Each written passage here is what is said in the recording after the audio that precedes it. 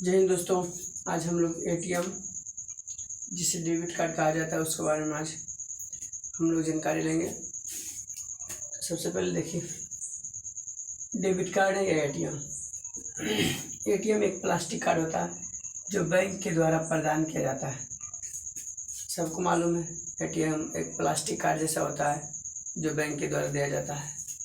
पर एटीएम के लिए बैंक में खाता खुला हुआ रहना चाहिए, ये भी ज़रूरी है। जो बोल रहा है एटीएम से आप कैशलेस पेमेंट सुरक्षित और आसानी तरीक़ा से किया जाता है। आपके पास कैश नहीं रहता है लेकिन फिर भी आप बैंक जाते हैं, सॉरी एटीएम जाते हैं, उसके बाद आप एटीएम कार्ड को डालते हैं, उसके बाद आप पिन डालते हैं तो आपको कैश मिल जाता है।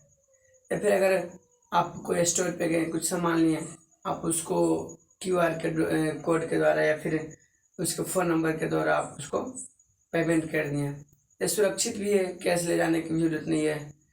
और उसके बाद आपको मतलब बिना किसी परेशानी का उसका उपयोग कर सकते हैं। हाँ, अगर उसका आप बचाव नहीं करते हैं तो फिर आपका वो पिन कोई भी जान लेगा, उसके बाद आपका मोबाइल फ़ोन लेगा, लॉक खोलेगा और वो पैसा ट्रांसफ़र कर सकता है। इसलिए यूपीआई जो मनी ट्रांसफ़र करते हैं उसका पिन और फिर एटीएम यूज़ करने का पिन, वो सब किसी को नहीं बताना चाहिए और हमेशा अपने आप में ही याद रखना चाहिए।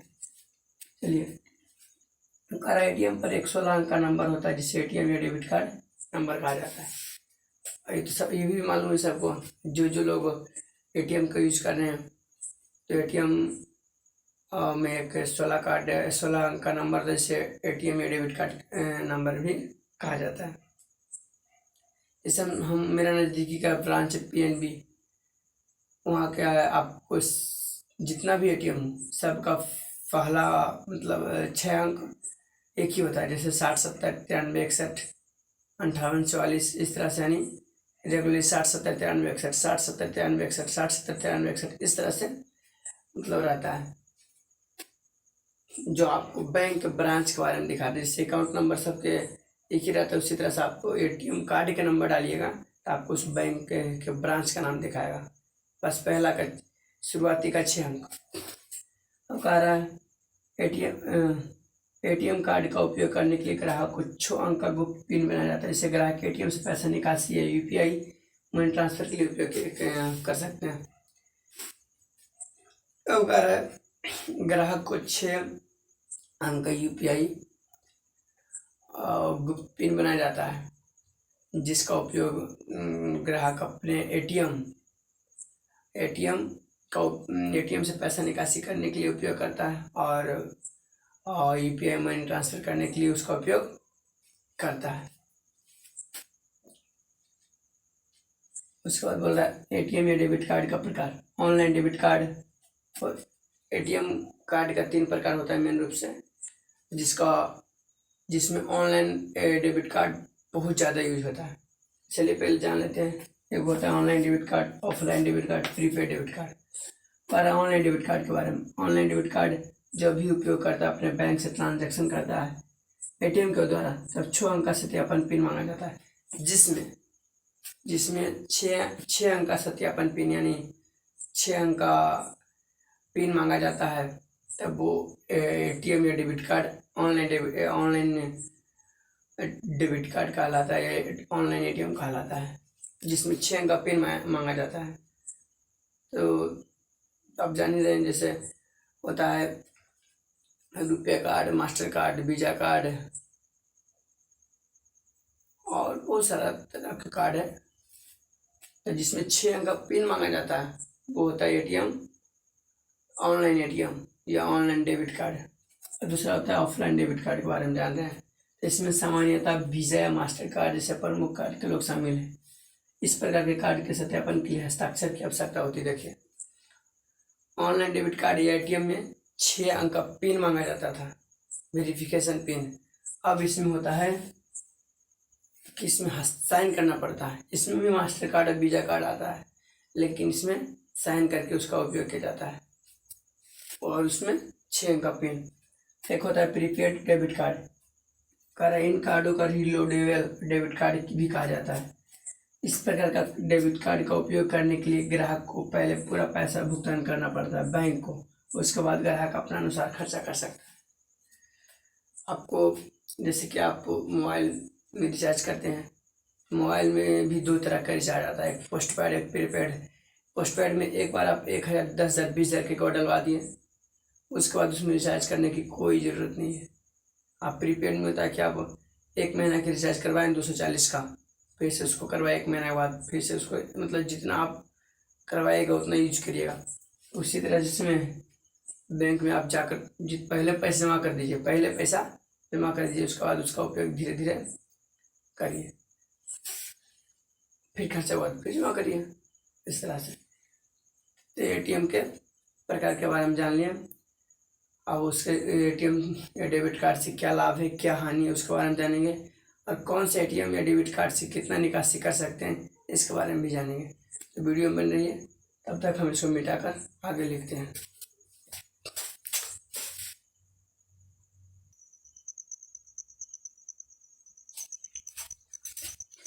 चलिए, हमने लिख लिया।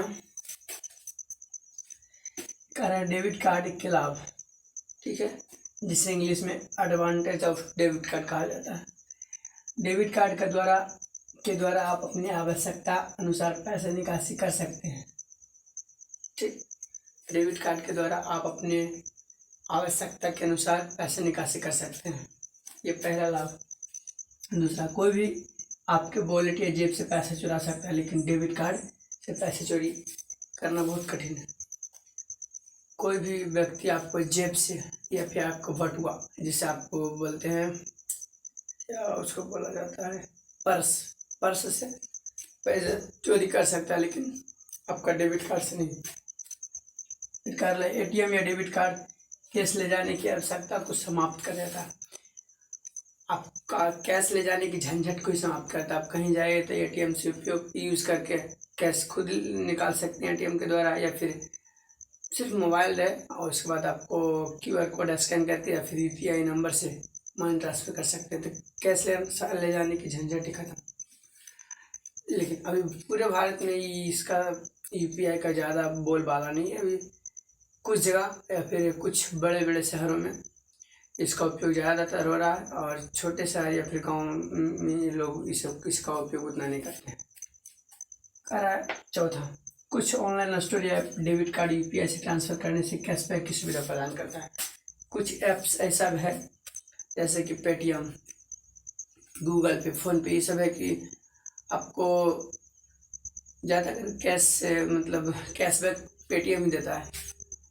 आपको मतलब शुरुआती का ट्रांजैक्शन कीजिएगा तो उसमें कुछ 20 रुपया, 10 रुपया, 50 रुपया, 5 रुपया, 2 रुपया, उसके बाद आपको कुछ मतलब कार्ड अथी रहता है, स्क्रैच कार्ड भी रहता है, जिसमें आपको उसमें भी कुछ 10 रुपया, 5 रुपया, इस तरह से। वो भी शुरुआती में लगभग 50 ट्रांजैक्शन, 20 ट्रांजैक्शन तक। उसके बाद कोई आगे आप जितना ट्रांजैक्शन करिएगा कोई उपाय नहीं, बस आपको जो काम करना है लेन देन वो होते रहेगा, कैशबैक नहीं देगा। यानी कि शुरुआती के 10-20 ट्रांजैक्शन आपको 400-500 रुपया तक शायद मिल ही जाएगा। क्योंकि हम उसका उपयोग किए तो लगभग 400 रुपया, 440 रुपया तक उसका हम कैशबैक उपयोग कर लिए, लेकिन वो भी लगभग 6 महीना 7 महीना तक, वो भी रेगुलर ट्रांजैक्शन करने से। ये बात होता है।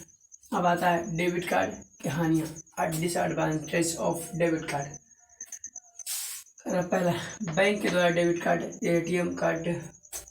एटीएम का ज़्यादा उपयोग से कुछ शुल्क लेने लगता है। जैसे रुपये डेबिट कार्ड होता है कि आपको 1 दिन 2 दिन, सिर्फ 3 दिन आपको बिना शुल्क के आप निकासी कर सकते हैं। जो आपको एटीएम में मतलब आपका सीमा निर्धारित किया गया, 50,000, 1 लाख, इस तरह से 20,000, 25,000, 30,000, जो भी। तो 3 दिन ही, उसके बाद 3 दिन के बाद अगर आप उस एटीएम का भी, उस एटीएम कार्ड का उसी बैंक के एटीएम से यूज़ कर रहे हैं तो भी शायद शुल्क लेने लगेगा। ऐसे ही कुछ, किसी में 11 रुपया, किसी में 20 रुपया, किसी में 24 रुपया। और फिर अदर बैंक में भी जाएंगे तो ही आपको 3 ही दिन उपयोग करना करने के लिए देगा, चाहे जो निकासी कर सकते हैं। आपका जो बैंक आपका पैसा जो आपको लिमिट निर्धारित किया उसके अंतर्गत 3 दिन बस, उसके बाद आपको शुल्क लेना लगता है। दूसरा कारण, कोई भी व्यक्ति आपका एटीएम कार्ड को चोरी कर लेता है तो आप चोरी हुए एटीएम कार्ड को बंद करने के लिए बैंक या कस्टमर केयर पर इसका शिकायत दर्ज नहीं करते हैं, तब एटीएम चोर व्यक्ति आपका एटीएम पिन जानकर आपका एटीएम से पैसा निकासी कर सकता है। समझ गए?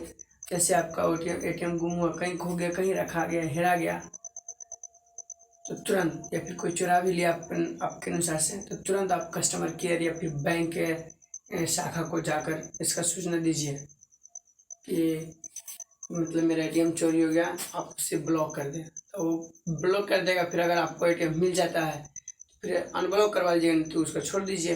जो अकाउंट से पैसा हो आपको अपने साइन करके या फिर आप फिंगरप्रिंट से जैसे निकासी करना उससे निकासी कर सकते हैं। फिर आपका दूसरा एटीएम उससे ले लीजिए। इसलिए आप तुरंत जैसे ही एटीएम चोरी हुआ तुरंत ही कस्टमर केयर या बैंक के शाखा को जाकर शिकायत दर्ज कीजिए। तीसरा, बैंक अकाउंट में पैसा नहीं होने पर आप एटीएम कार्ड से कोई ट्रांजैक्शन नहीं कर सकते हैं, तो सबको मालूम है। बैंक में पैसा रहबे नहीं करेगा तो फिर ट्रांजैक्शन कैसे होगा। चौथा है, एटीएम चोरी होने पर या किसी भी व्यक्ति के द्वारा आपको मोबाइल पर आया ओटीपी भी किसी भी के साथ शेयर नहीं करना चाहिए। सब ये भी सब को मालूम, लेकिन कोई क्या रहता है, किसी को उतना समझ में नहीं आता है। किसी अनजान व्यक्ति फ़ोन किया कि हम बैंक के मतलब मैनेजर बोल रहे हैं, बैंक के कर्मचारी बोल रहे हैं, आपके मोबाइल पे ओटीपी गया, तो ओटीपी जाने से आपका पैसा वो मतलब अपने अकाउंट में ट्रांजैक्शन कर सकता है, ट्रांसफ़र कर सकता है, या फिर आपका पैसा निकासी कर सकता है। ये सब चीज़ों का बहुत जरूरी ध्यान रखना चाहिए। चलिए आगे बताते हैं कैसे किससे डेबिट कार्ड, रुपए कार्ड, मास्टर कार्ड किसका उपयोग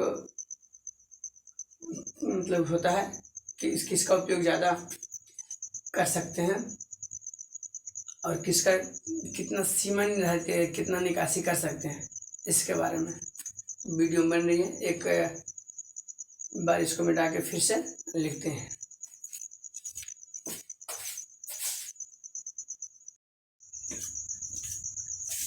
चलिए दोस्तों, हम लोगों ने इसे मिटा कर लिख लिया। देखिए, खास करके ये जो होता है SBI रुपये डेबिट कार्ड, इसका हम उपयोग 3 साल से कर रहे हैं। 30 के ट्रांजैक्शन में मतलब चेंजिंग भी हुआ होगा। सबसे पहले जानते हैं SBI classic and Maestro debit card. इसका प्रतिदिन का ट्रांजैक्शन खास करके निकासी 20,000 है। और SBI global international debit card, इसका प्रतिदिन निकासी 40,000 है। SBI gold international debit card, इसका प्रतिदिन का निकासी 50,000 है। SBI platinum international debit card, इसका प्रतिदिन का निकासी 1 लाख है। SBI touch tap and go debit card, इसका प्रतिदिन का निकासी 40,000 है। SBI Mumbai metro combo card, इसका प्रतिदिन का निकासी 40,000 है। SBI my card international debit card, इसका प्रतिदिन निकासी 40,000 है। SBI रुपये डेबिट कार्ड, इसका प्रतिदिन का निकासी 25,000 है। देखिए, इसमें चेंजिंग भी होगा। बैंक क्या करता है कि हर एक 6 महीना में या फिर 1 साल बाद या फिर 2 साल बाद आपको अपनी लिमिट में बढ़ावा देते रहता है, बढ़ाता है। या फिर अगर आपको इन सब लिमिट से परेशानी हो रहा है कि नहीं हमको और चाहिए लिमिट और आगे बढ़ाना चाहिए और ट्रांजैक्शन कर सकते हैं, तो आप खुद से इंटरनेट बैंकिंग के द्वारा आप अपने लिमिट को बढ़ा सकते हैं या फिर बैंक जाकर अपने लिमिट को बढ़वा सकते हैं। चलिए, छोटा सा बन गया है एटीएम कार्ड। देखिए, यहाँ पे रहता है येलो कलर का चिप, येलो कलर या फिर सिल्वर कलर का चिप रहता है। यहाँ पे बैंक का नाम दर्शाता है, SB पंजाब नेशनल बैंक लिखा हुआ है। उसके बाद आपको 16 अंक का कार्ड नंबर दिया जाता है और उस 16 अंक के पहले 6 अंक आपको बैंक कस्टमर वेरीफाई नंबर रहता है, यानी बैंक के बारे में पहचान मिलता है इस 6 नंबर सबसे शुरुआती के 6 अंक का नंबर से, ये किस ब्रांच का एटीएम है। उसके बाद एक्सपायरी डेट रहता है आपको, जैसे पहला महीना 2016 से लेकर पहला महीना 2025 तक इसका यूज़ करना है। उसके बाद फिर दूसरे एटीएम को आपको लेना पड़ेगा। ये होता है एक्सपायरी डेट। उसके बाद देखिए, यहाँ पे कार्ड होल्डर का नेम रहता है। उसके बाद लोगो रहता है, जैसे रुपये डेबिट कार्ड का लोगो रहेगा इस कोने में या फिर नीचे वाला कोने में। या फिर master card, visa card, platinum card, global card, जो भी कार्ड रहे उसका लोगो आपको नीचे या फिर ऊपर दिखाई देता है। चलिए, ये था जानकारी। अब अगले वीडियो में हम लोग क्रेडिट कार्ड के बारे में जानकारी लेंगे। चलिए, मिलेंगे नेक्स्ट वीडियो में, तब तक के लिए जय हिंद।